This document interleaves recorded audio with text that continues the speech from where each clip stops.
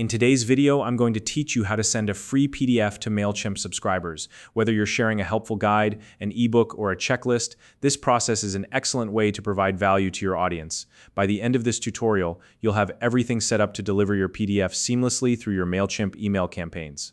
Let's get started first. Log into your Mailchimp account and create a new email campaign.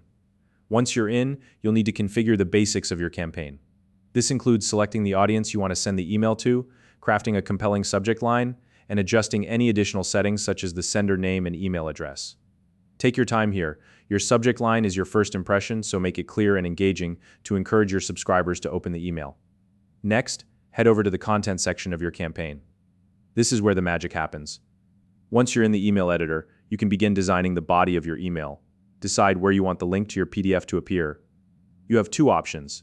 You can either highlight a specific text string like "download your free guide here," or you can drag and drop a button block into your layout. Both methods work equally well. It just depends on how you'd like the link to appear visually in your email.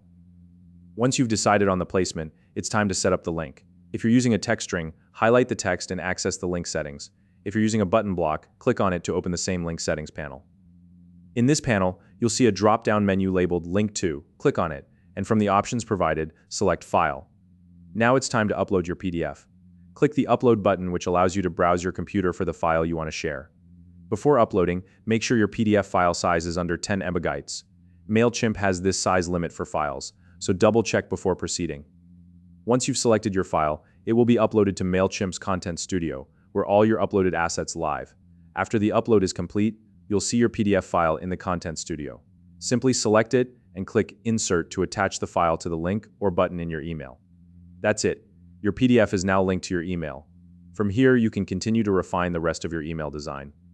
Take a few moments to review the layout, check for typos, and ensure everything looks professional and cohesive. Before you send your campaign, it's always a good idea to test it out first. Mailchimp makes this easy with their test email feature. Send a test email to yourself and check that the download link for your PDF works correctly. Open the email on multiple devices, if possible, to ensure everything displays as intended. This step is crucial because it's better to catch and fix any errors now than after your email has gone out to your entire audience.